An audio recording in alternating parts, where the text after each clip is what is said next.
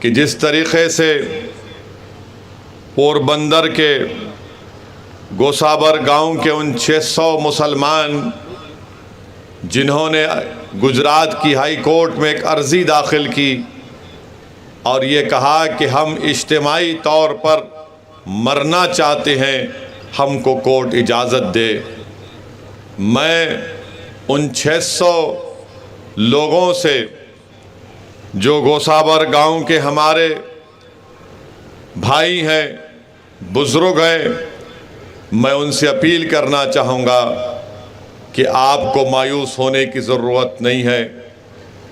ہم جانتے اس بات کو کہ گجرات کی سرکار نے آپ کو اپنی کشتیوں کو ڈاک کرنے کی اجازت 2016 سے نہیں دے رہی ہے، مگر میرے عزیز دوستوں اور بزرگوں، یہ ہم تمام کے لیے بڑی تکلیف دہ بات ہے، شرمندگی کی بات ہے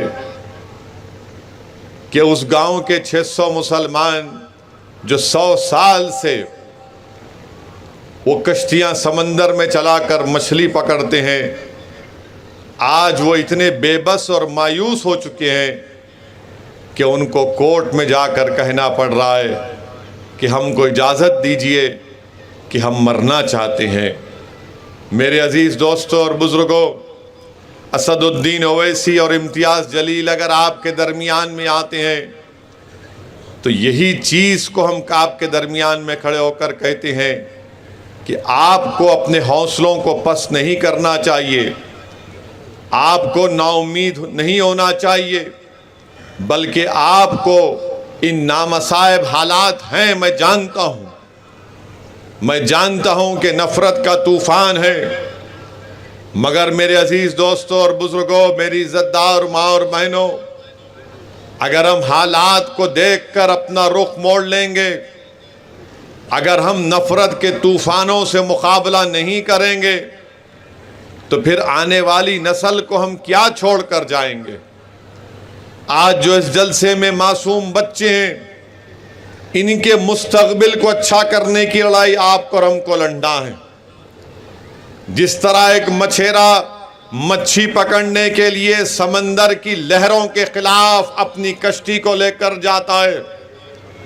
جس طرح ایک کشتی سمندر میں اس کے لہریں آتی ہیں تو کبھی کشتی اور اوپر نیچے ہوتی ہے، مگر کشتی میں بیٹھنے والا یہ کہتا ہے کہ میں طوفان کی وجہ سے اور لہروں کی شدت کی وجہ سے میں اپنی کشتی کا رخ نہیں موڑوں گا۔ میں گجرات کے میرے مظلوم مسلمان بھائیوں سے، دلت بھائیوں اور بہنوں سے ایک اپیل کر رہا ہوں